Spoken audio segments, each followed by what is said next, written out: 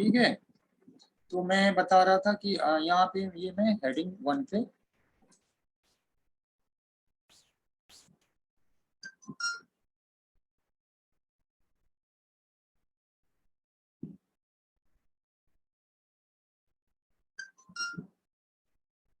Heading 1 पे मैंने दे दिया, और उसके बाद फिर मैं यही लेता हूँ, ये स्क्रिप्ट जो क्लोज हो रही है,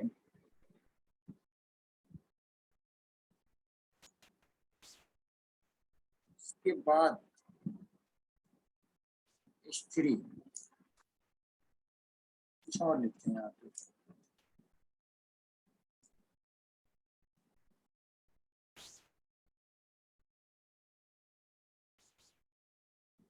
दिस इज नेम इंस्ट्रक्ट।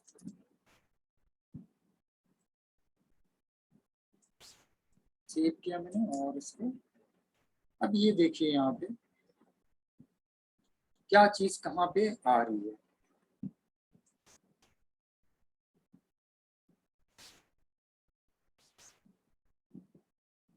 तो सीरीज और वो सीक्वेंस वो देखना, कौन सी चीज आप जो लिख रहे हैं कहाँ पे लिख रहे हैं, किस ऑर्डर में कहाँ पे आ रही है, ये भी जानना बहुत जरूरी है, नीचे से पूरा ऊपर तक। तो ये तो हुआ एक सिंपल सा, आप जो HTML जैसे करते थे, CSS करते थे वहां पे, और ये तरीका इनलाइन जावास्क्रिप्ट कहलाता है, इस तरह से कोडिंग करना इनलाइन। लेकिन जो डेवलपर्स होते हैं और जो प्रोग्रामर्स होते हैं वो रिकमेंड करते हैं कोड को एक अलग फाइल में लिखना, वो फाइल जिसका एक्सटेंशन .js होता है, और उसको फिर इससे लिंक करा देते हैं स्क्रिप्ट के ही अंदर SRC एट्रीब्यूट के थ्रू। सारी कोडिंग वहां होती है जावा स्क्रिप्ट की, यानी एक अलग फाइल जिसके अंदर जावा स्क्रिप्ट की सारी कोडिंग है, और जो हमारी HTML फाइल है जिसमें हम उसके कोड को कॉल करते हैं, उसके अंदर सिर्फ HTML या CSS, अगर आप CSS का उसके अंदर कुछ है, HTML भी है, और कुछ चीजें जावा स्क्रिप्ट की हैं। तो उसके लिए कल मैंने बताया था एक्सटर्नल। लेकिन उससे पहले हम आते हैं, ये हम अपना पूरा कोड कॉपी करते हैं, और वो सब लोग, जाहिर सी बात है जो लोग मोबाइल पे कर रहे हैं उनके लिए वो धीरे धीरे किस तरह से करेंगे, मैं इस बार उनको भी लेके चलूंगा अलग से, क्योंकि कुछ अलग CSS इसके मुकाबले अलग होगा, हर चीज यहाँ पे मोबाइल पे ही नहीं हो जाएगी इसके प्रोग्राम। तो W3 स्कूल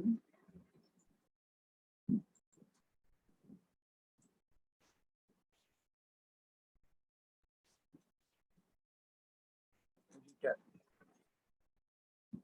आप डायरेक्ट इसका एडिटर खोल लीजिए, चाहे तो इसके URL को, ये जो URL आ रहा है इसको जाके बुकमार्क कर लीजिए, सेव कर लीजिए, ताकि बुकमार्क रहे तो सीधे वही लिंक पे जो लोग मोबाइल या अरे उस पर कर रहे होंगे वो बुकमार्क से डायरेक्ट जाके खोल सकते हैं, बुकमार्क आप लोग जानते होंगे, और नहीं भी है तो ये सीधे खुल गया। अब यहाँ पे ये हटा दिया, और वो पूरा प्रोग्राम जो अभी मैं वहाँ करा तो वही मैंने यहाँ पेस्ट कर दिया है। आप यहाँ पे आके डायरेक्ट टाइप भी कर सकते हैं, जाहिर सी बात है मोबाइल पे करेंगे तो आपको इस तरह से, मैंने एक जैसे टाइप किया तो उसी तरह से टाइप कर लिया और फिर रन करा लिया, तो रन कराइए तो पूरी इस तरह से वही चीज यहाँ पे आ रही है। लेकिन जो एक्सटर्नल का है, वो एक्सटर्नल का तो जाहिर सी बात है कि वो फाइल एक्सटर्नल फाइल JS नाम से सेव करना होगा, और वो अलग फाइल सेव होगी, तो वो फिर जो है आप यहाँ पे नहीं कर पाएंगे। तो एक्सटर्नल के लिए जो लोग कंप्यूटर पे कर रहे हैं वो सारा कोडिंग एक्सटर्नल फाइल के अंदर करें, और जो लोग कंप्यूटर इस पे करेंगे तो उनको तो मजबूरी है कि उनको यही सारा लिखना पड़ेगा। अब वो कहाँ पे लिखेंगे, वो जब मैं हर दिन का क्लास वो करूँगा तो बताऊंगा कि वो यहाँ पे लिखें, हेड सेक्शन में लिखें, बॉडी में लिखें, कहाँ पे लिखें, वो चीज़ आगे आएगी। अब आते हैं, कल जो मैंने तरीका बताया था वो तो आप लोग फिर से देख लीजिएगा, उस पर हम फिर नहीं आते हैं। जो डिस्प्ले का तरीका है कि हम डॉक्यूमेंट डॉट राइट के थ्रू लिखते हैं, डॉक्यूमेंट विंडो डॉट अलर्ट के थ्रू, जिसको हम सिर्फ अलर्ट भी लिख सकते हैं, उसके बाद console.log, console.log के थ्रू करते हैं, और inner.html, जो 4 तरीका वो बताया था। अलग एक और भी है प्रिंट का, बट वो मैंने अभी नहीं बताया। मेनली जो 4 मेन यूज होते हैं वो यही, और उसके अंदर भी सबसे ज्यादा जो रिकमेंडेड है वो है inner.html।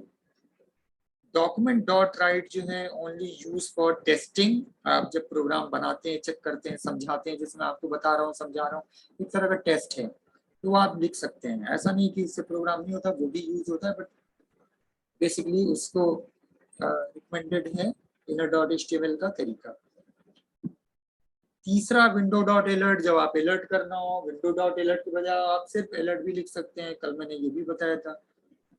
चौथा था console dot log. Console dot log का बेसिकली इस्तेमाल किया था डीबगिंग के लिए, प्रोग्राम के अंदर फाइनल प्रोग्राम का टच, जो कि सामने यूजर, जैसे बोलते हैं ना कि आपको किसी मेहमान को कोई दावत किसी को दे रहे हैं, किसी को कुछ खाने के लिए सर्व करने से पहले हर चीज को पहले आप एक बार टेस्ट करते हैं, इसका नमक सही है, इसका साल्ट सही है, बहुत ये नहीं है और बहुत गर्म नहीं है, और बहुत सारी चीजें एक बार खुद से।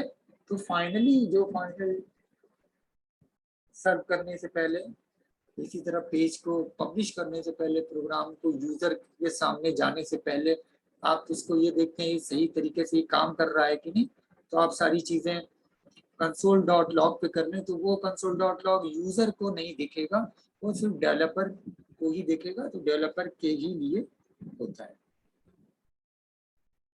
ठीक है, तो ये चीज कल मैंने एक बताई थी। और दूसरा मैंने एक प्रोग्राम को जो लिखा था और उसको सेव किया था एक्सटर्नल फाइल के लिए, और फिर उसके बाद ओपन करते हैं, खोलते हैं, तो वो चीज़ मैं एक बार फिर से यहाँ पे बता देता हूँ। तो आप फिर अब यहाँ पे आ जाएं,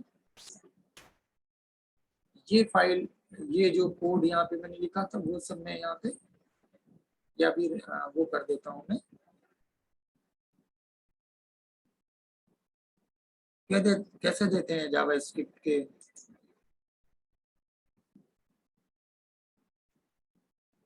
वो करते हैं कमेंट, कैसे करते हैं मालूम है?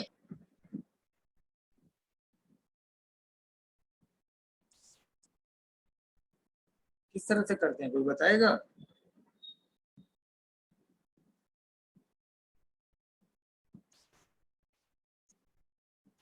सिंगल लाइन कमेंट यहाँ पे हमने कर दिया, ये हट गया।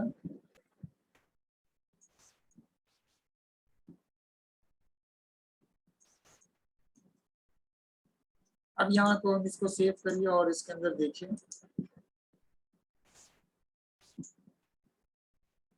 सारे स्क्रिप्ट के जो अंदर लिखे थे वो नहीं आ रहे हैं, जो एचटीएमएल का था सिर्फ वही आ रहा है। तो सिंगल लाइन कमेंट, इस पे क्वेश्चन बहुत आते हैं, 2 टाइम फॉरवर्ड स्लैश, ठीक है। और अगर कई लाइन है वहां पे तो मल्टी लाइन, अब जाहिर सी बात है, अगर मान लीजिए एक लाइन नीचे और लिखी हुई है ऐसी, सपोज अगला स्टेटमेंट कुछ और भी है, आप उसको भी इस तरह से करेंगे, क्योंकि ये पूरी एक लाइन है यहाँ तक, लाइन यहाँ भले ही 2 दिख रही, बट ये छठी लाइन है पूरी, एक लाइन में हो गया। लेकिन आप बेहतर है कि जब कई लाइन है तो आप ये ना यूज करके फिर आप यूज कर सकते हैं स्लैश, और जहाँ पे खत्म हो रहा है पूरा वो लाइन, 10 लाइन का, 2 लाइन का, 5 लाइन का, जितना है वहां पे स्टार स्लैश। तो ये होता है मल्टी लाइन कमेंट। तो single line comment, multi line comment, ये भी कल मैंने बताया था। तो अभी मैं ये क्या कर रहा हूँ कि मैंने इसको ये सब देके ऑफ कर दिया। अभी स्क्रिप्ट का कुछ भी नहीं आ रहा है, ये जो 2 चीज आ रही है वो जावा स्क्रिप्ट का आ रहा है। अब हम आते हैं एक नई फाइल, न्यू फाइल, और इसके अंदर हम सिंपली वो करते हैं, जावा स्क्रिप्ट का कोड लिखते हैं, और ये कोड हम लिखते हैं window dot alert.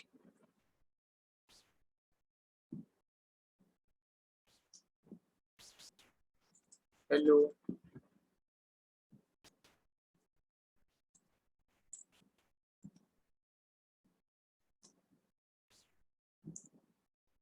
I am Nusrat Mouli ये लिखते हैं।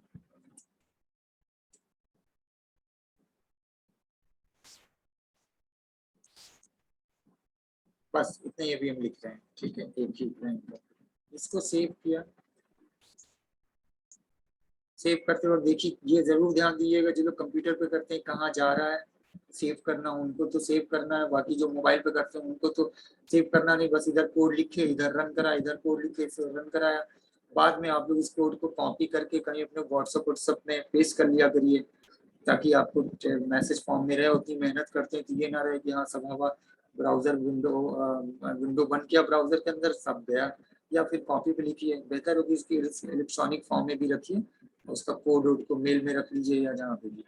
ठीक है, इसको हमने दिया। अब ये फाइल हमारी बनेगी जेएस की फाइल, तो हमने दिया nusrat.js, नीचे ऑल फाइल्स आ रहे हैं, .js फाइल होगी। अब हम इसके अंदर मेन फाइल जो हमारी उसके अंदर है, और हम ये चाहते हैं ये जो यहाँ पे लिखा है इसको यहाँ पे लाना। तो हम क्या करेंगे, हम ये स्क्रिप्ट जहाँ पे लिखे ये इसके पीसी के अंदर गए, स्क्रिप्ट लिखे ही वो ऊपर नीचे, यहाँ पे हमने लिख दिया src equal to nusrat.js।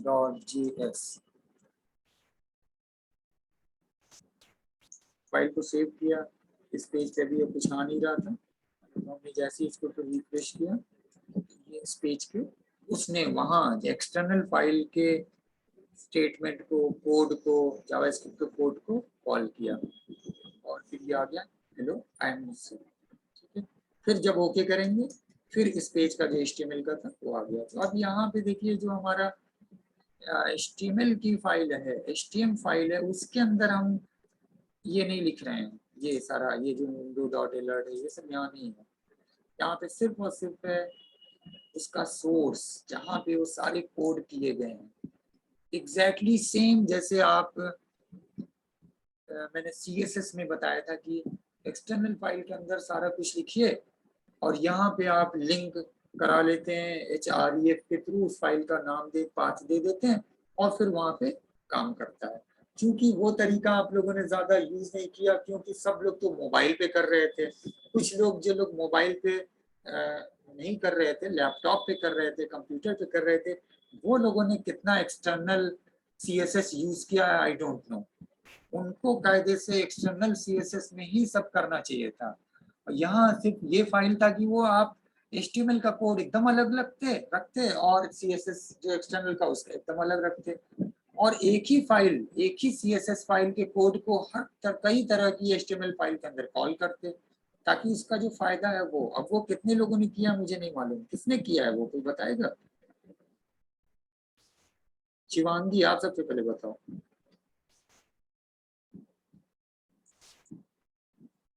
Shivangi आप इनलाइन, आप इंटरनल CSS करती थी? इनलाइन CSS, इनलाइन तो नहीं इंटरनल करते होंगे? हाँ सर। ऊपर स्क्रिप्ट के अंदर सब लिख के करते थे हैं? Yes sir. आप लोग एक्सटर्नल CSS नहीं किया आप लोगों ने? आप लोग के पास कंप्यूटर था, आप लोगों को तो एक्सटर्नल वाला ज्यादा करना चाहिए। एक्सटर्नल CSS भी किए। अच्छा एक्सटर्नल किए, ऐसा तो नहीं कि एक्सटर्नल का जब है आपके पास लैपटॉप कंप्यूटर तो उसके ऊपर ज्यादा करना चाहिए किया है। था। और जो लोग मोबाइल पे करते थे उनका तो दिमागी से उतर गया होगा कि एक्सटर्नल कैसे लिखा जाता है। याद है शफक?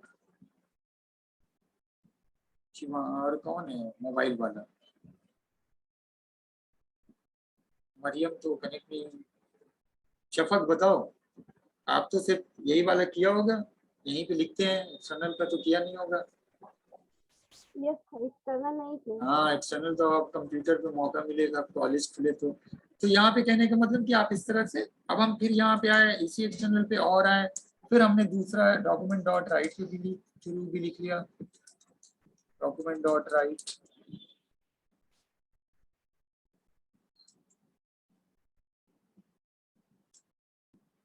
आई am student of O level.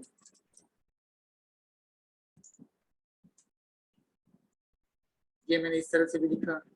फिर हम सेव किया, वहाँ सोर्स सही है, रिफ्रेश किया, हेलो आई एम नुसरत, ये आ गया अलर्ट, फिर ये आ गया I am student of O level.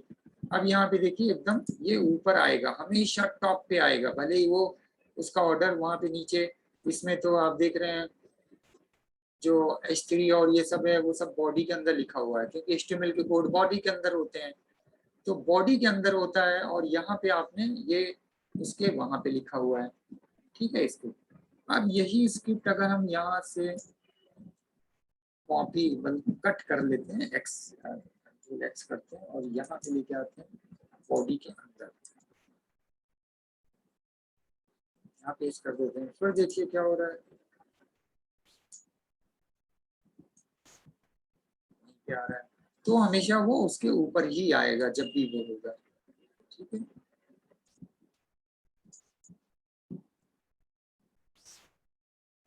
Next तरीका मैंने बताया था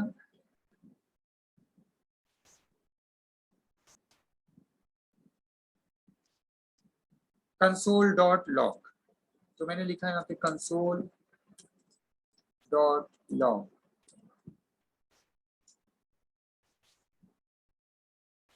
this is only for debugging purpose।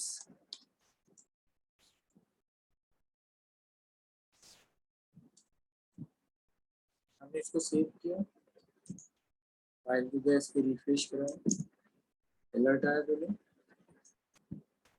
या वो जो डिबगिंग पर वो यहाँ पे नहीं आया, क्योंकि वो प्रोग्राम यूजर के लिए नहीं है, स्क्रीन ब्राउजर के अंदर डिस्प्ले नहीं होगा, सिर्फ डेवलपर उसको देख सकता है। और कैसे, आप अपने ब्राउजर पे राइट क्लिक करिए, इंस्पेक्ट कीजिए। अब ये लोग ये सब चीज जो मोबाइल पे करेंगे वहां पे उनको ये नहीं दिखेगा, इसलिए वो क्लास यहाँ पे जो बता रहे हैं उसको ध्यान से समझें। अब हम यहाँ पे कंसोल पे क्लिक किया, यहाँ पे ये जो खुल गया तो इसके अंदर यहाँ पे कंसोल है, ये डॉकर विंडो के लिए कंसोल पे क्लिक किया तो कंसोल पे यहाँ पे देखिए आ गया, this is only for debugging purpose, और कहाँ की फाइल से ले रहा है, nusrat.js, और यहाँ पे तीसरा स्टेटमेंट लाइन नंबर 3,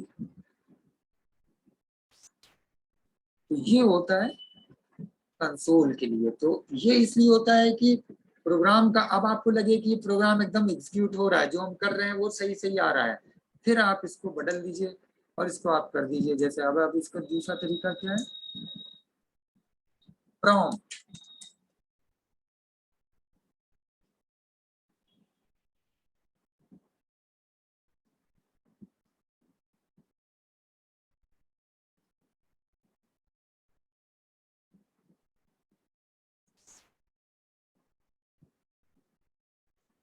हमने इसको बंद किया, हेलो आई एम नुसरत, फिर ये प्रॉम्प्ट आ गया, प्रॉम्प्ट में हमने क्या लिखा था, this is only for debugging purpose, तो वो अब यहाँ पे आ गया। तो आप पहले इसको टेस्ट कीजिए कि एग्जीक्यूट हो रहा है कि नहीं, काम कर रहा है कि नहीं, कोडिंग में कोई गलती तो नहीं है। जब एकदम ओके हो जाए तब फिर सामने यूजर के सामने लेके आइए, जैसे मैंने बोला कि टेस्ट कर लिया उसका साल्ट और उसकी जो है चिली तीखा है और मीठा और ये वो है, फिर उसके बाद सामने ले, उसके बाद ओके किया, फिर यहाँ पे तो ये प्रॉम्प्ट का खैर आगे वो आएगा इस्तेमाल। अब आते हैं नई एक चीज पे जो कि मैंने कल नहीं बताया, और ये आज क्लास ये जो भी टाइम है इसी के अंदर खत्म कर देंगे।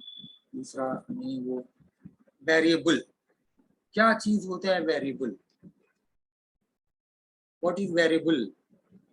आसिफा आप पढ़े हो सी लैंग्वेज, आप बताओ कुछ याद है, भूल गया।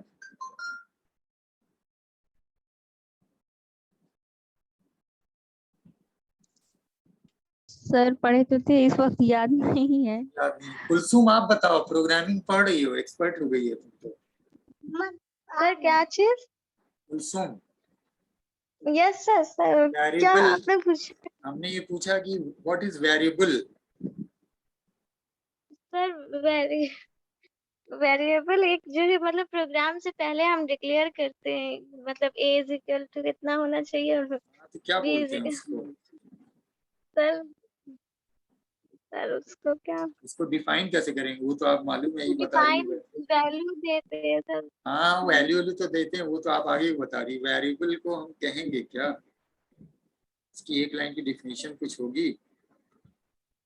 यस सर डेफिनेशन है। जिसकी हाँ, वैल्यू फिक्स ना हो, चेंज होती रहे, वही हाँ, जिसकी वेरिएबल है। वैल्यू, हाँ, वो वेरिएबल है, फिक्स हो, चेंज होती रहे। और एक तरह का वो वेरिएबल का कंटेनर है। यस और ये कंटेनर एक VAR एक रिजर्व वर्ड है। यस ठीक है। तो आप, मैं वेरिएबल का एक बहुत अलग लाइन में डिस्क्राइब कर, ये मैंने शायद तुम लोगों को नोट्स में लिखवाया होगा, देखना वो सब notes Kulsum yes sir in yes लोगों सर का। हाँ, यस ये मैंने लिखवाया है। तो आप वेरिएबल को सर कह अभी मैं सकते हो, हाँ, वेरिएबल को आप कह सकते हैं कि वेरिएबल जो होता है एक यूजर डिफाइंड कंटेनर है दैट जी कैन होल्ड, जो कि होल्ड करता है, नंबर है, टेक्स्ट है, ऑब्जेक्ट है। ठीक है। और क्रिएटिंग वेरिएबल, जो हम वेरिएबल क्रिएट करते हैं वो, उसमें हम एक कुछ नाम उसका देते हैं, किसी नाम के इसके अंदर स्टोर करते हैं। वो नाम हमारा किस तरह का हो सकता है? वो नाम हमारा लेटर्स में होता है, नंबर्स में हो सकता है, अंडरस्कोर में, और डॉलर, ये 4 कैरेक्टर यूज कर सकते हैं। कल मैंने शायद इसका जिक्र किया, नहीं किया था कल क्लास में। तो variable names can include only letters, number, underscore और डॉलर, एंड और, या तो variable names can not start with number. ये सब मैंने लिखवाया होगा कुलसुम आप लोग के नोट्स में। अब ये मुझे याद आ रहा है इन लोगों को क्या क्या नोट्स लिखवाना है, सब मैं भूल गया। यस सर यस सर हाँ, तो वो यस नोट्स सर आप, हाँ, वो नोट्स आप तलाश करना, अभी ताकि, करते हैं। हाँ, यस कर लेना, ताकि वो, इसलिए कि नोट्स में कुछ रखता नहीं हूँ। अब मुझे समझ में आ रहा है कि नोट्स वो रखना बहुत जरूरी है। सब इधर उधर हो गया, नोट्स में लिख के रखूँ या टाइप करके रखूँ। अब पूरी मेहनत फिर से करनी पड़ती है वो सारी। तो नोट्स क्या है, मैं स्पॉन्टेनियसली जैसे स्टडी करता हूँ, पढ़ता हूँ और फिर लिखवा देता हूँ क्लास में आके। उसका सेंटेंस और पैराग्राफ बना के नहीं रखता हूँ, वही पैराग्राफ बनाया, वही सेंटेंस बना, लिखवा दिया। तो वेरिएबल, आप जी लोग जो क्लास है, ये लोग, ये बैच, वो लोग ये ध्यान दीजिए। ऐमन, आसिफा, नुसरत, शफक, शिवांगी, शुभम, कि वेरिएबल क्या होता है। तो वेरिएबल एक ही तरह का यूजर डिफाइन का कंटेनर होता है, जो कि होल्ड करता है नंबर को, टेक्स्ट को और ऑब्जेक्ट को, दैट कैन होल्ड, एक लाइन में लिख सकते हैं। और वेरिएबल इसलिए क्रिएट करते हैं कि पहले उसको नंबर, उसकी वैल्यू को उसमें होल्ड कराएं, फिर उसको रिट्रीव कराते हैं आगे प्रोग्राम में। जब एक्सक्यूशन, जब आप प्रोग्राम के लॉजिक और वो सब स्टेटमेंट यूज करते हैं, तो वहां उसको एक्सक्यूट कराना, रिट्रीव कराना, तो उसके अंदर जो वैल्यू है। तो एक तरह का, जब हम स्टेटमेंट ये वेरिएबल डिफाइन करते हैं, तो वो लाइन स्टार्ट होती है VAR। मैं यहीं पे लिख रहा हूँ इसी के अंदर, एक्सटर्नल में। जो लोग इंटरनल में करेंगे वो वहां पे कर ले VAR। ये एक रिजर्व वर्ड है। आप अब VAR इसी नाम का, अब ये VAR लिख दिया, ये वेरिएबल आप डिजाइन वो कर रहे हैं। अब यहाँ पे मान लिया हमने लिखते हैं SNC, ये वेरिएबल का नाम है। ये नाम SNC1 हो जाएगा, SNC_1 हो जाएगा।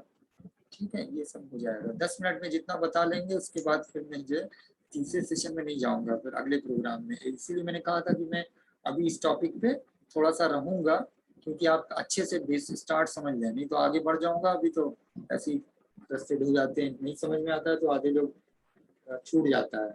और 4 दिन क्लास मत कीजिए, 5वें दिन आइए, सब सर के ऊपर से आता है, तो फिर आप नेगेटिव माइंड हो जाते हैं, अरे कुछ समझ नहीं आ रहा है, छोड़ देते हैं। पर बहुत आसान है, खट से छोड़ देते हैं।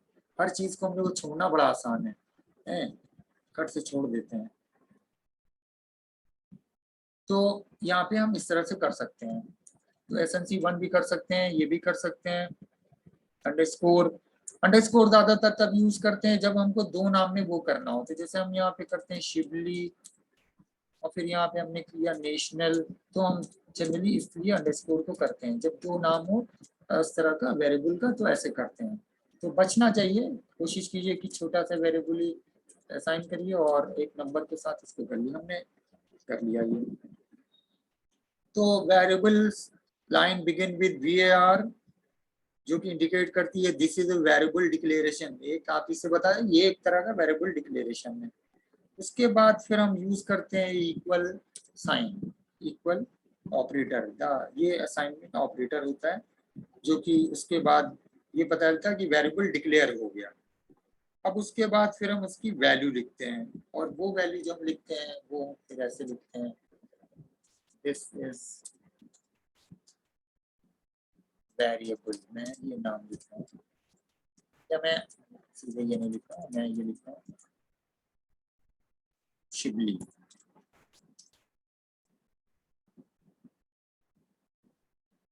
और यहाँ पे हमने सेव कर लिया इसको, ठीक है।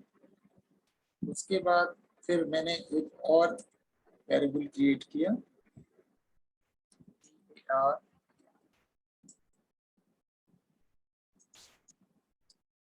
SNC2।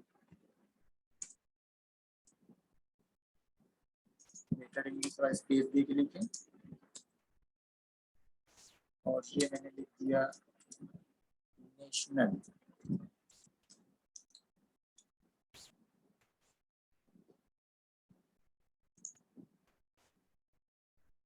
और फिर हमने तीसरा एक और किया, VAR SNC3 कॉलेज।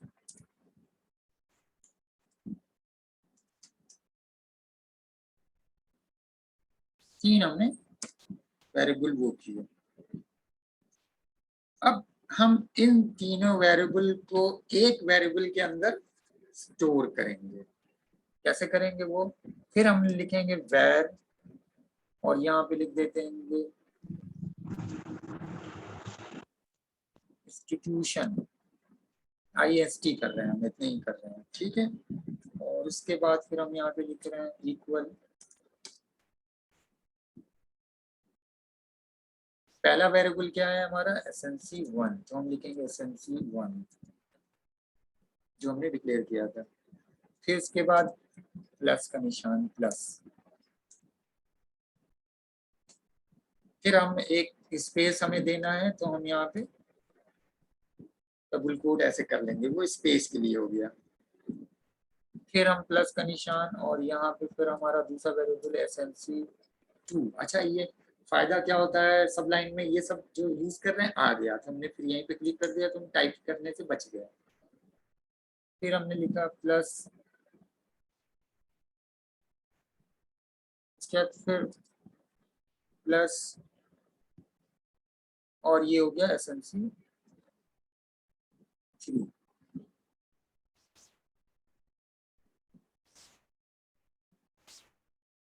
और यहाँ फिर हमने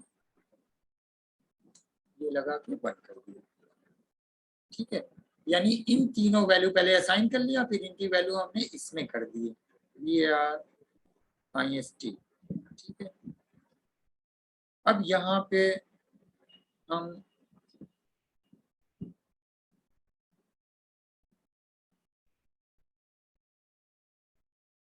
ये कर देंगे कि डॉक्यूमेंट डॉट राइट, हम डॉक्यूमेंट डॉट राइट को लिख रहे हैं, डॉक्यूमेंट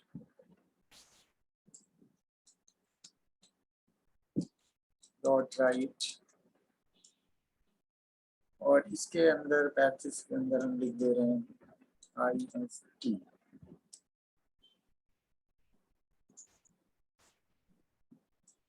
सेव किया हमने,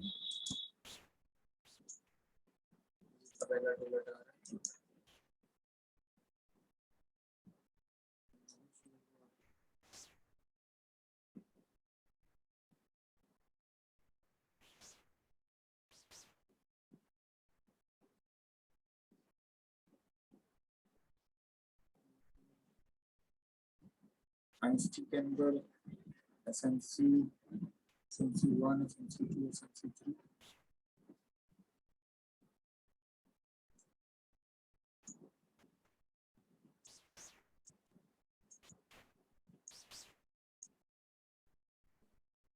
अच्छा,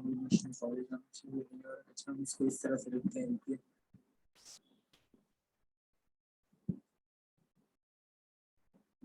हम ऐसे लिखते हैं SNC1 plus SMC2 plus SMC3।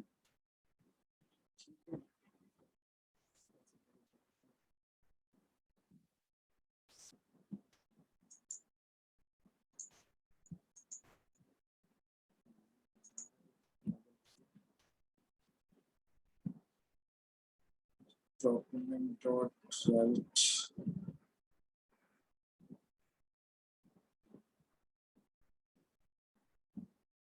चलिए मैं इसको कमेंट करता हूँ।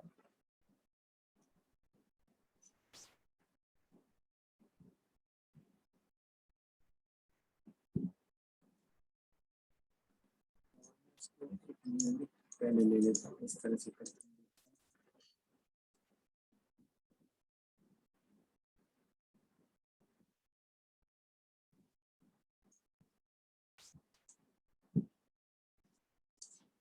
where A1 is equal to 5, where A2 is equal to 10। फिर इसके बाद यहाँ पे मैंने लिखा document dot write और इसके अंदर हम लिखते हैं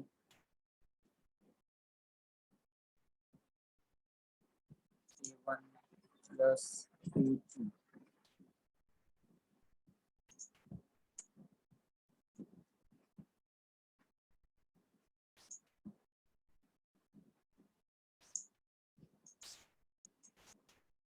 हम कोई फाइल और तो नहीं खोल रहे हैं, कहीं और हम लोग चेक कर रहे हैं क्या?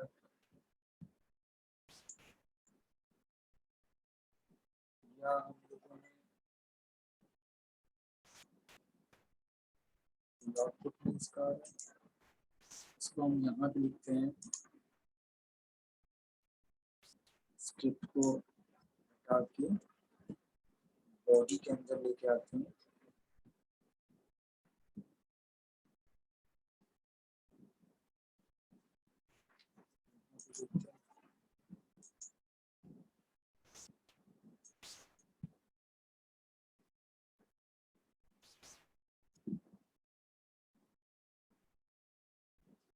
तो फाइल जो है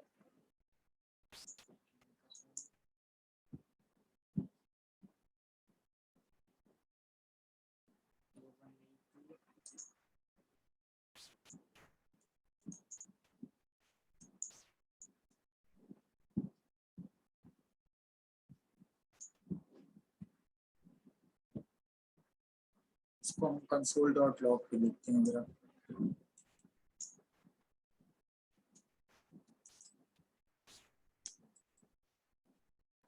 अच्छा, हम यही जो मेन फाइल के अंदर आके लिखते हैं कंसोल डॉट लॉग।